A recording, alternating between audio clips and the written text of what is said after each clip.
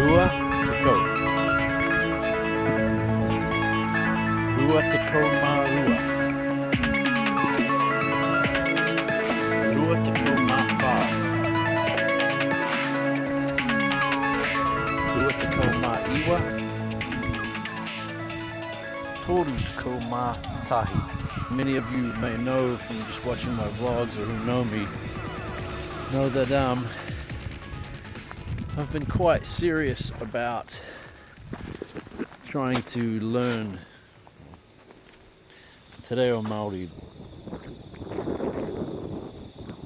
Coming up with goals, I think, is really important when you're trying to learn anything, so that you're sort of focused on one aspect of the learning, and it gives you some sense of accomplishment when you get there, and that kind of motivation can keep you going. So over the last 3 or 4 days, my goal has been to try and really get my head around the numbers. You know, a fairly simple thing. A lot of things that kids would learn even in primary school, but I really want to cement those numbers into my head so that they're not something I sort of have to think about, that they're just kind of a natural thing that I can always think in those numbers as well. So I'd been on YouTube, and I'd been on the course that I'm taking on to Koona, and I'd pretty much got the numbers down. And then what I did on the way home today from work, I was walking home from work, and I used the numbers to count cars. And so as a car went by, I started off tahi, rua, toru, fa, and I got up into the tens. You know, I'd be tako ma tahi, tako ma rua, tako ma toru, and I kept going. And by the time I got home, I was up to 47. And that was, and I was feeling pretty comfortable about even moving up into the tens at that point. I went for another walk. I changed it up a bit, so instead of counting cars, whenever I went by a mailbox, there was a number on it. And I thought to myself, okay, I'm going to convert that number into today. I'm going to start trying to think of that language, that number, as a strictly Māori number.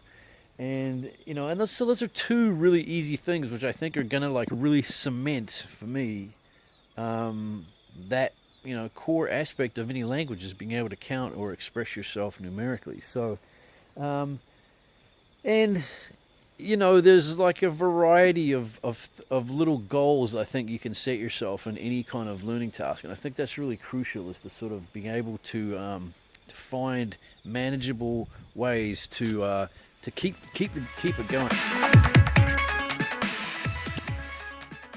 Yeah, I'm walking around the base of Putiki O Kahu, Rangihoua, maunga, very significant maunga on Waiheke Island. I got there from the sports park, which a lot of people will know from the world famous Waiheke United. We are united.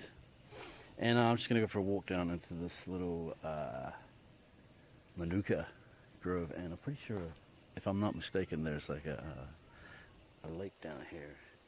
I think this is the right one for the lake. Yeah, I think it is. So we're going to go down here. This is one of the resting places of the Te Arawa canoe. And as the story goes, the son, Kahu, got off the waka while they were relashing it down here in it would have been the inlet back then. It's now kind of mangroves. I don't know if it was mangroves back then, but and liked the look of the place, and just decided to stay. And it's quite a high point on the island, actually, in this area, what we call Rangihoua, maunga. Yeah, and actually if you go up there, I'm not going up that way today, but if you go up that way, you can see definite signs of fairly permanent habitation up there. And apparently that was Kahi's fort, his pa, and the hill is sometimes referred to as Te Putiki O Kahu, which is the top knot of Kahu. And actually, when looked at from some of the distances and some of the views that we see around, it is like a top knot.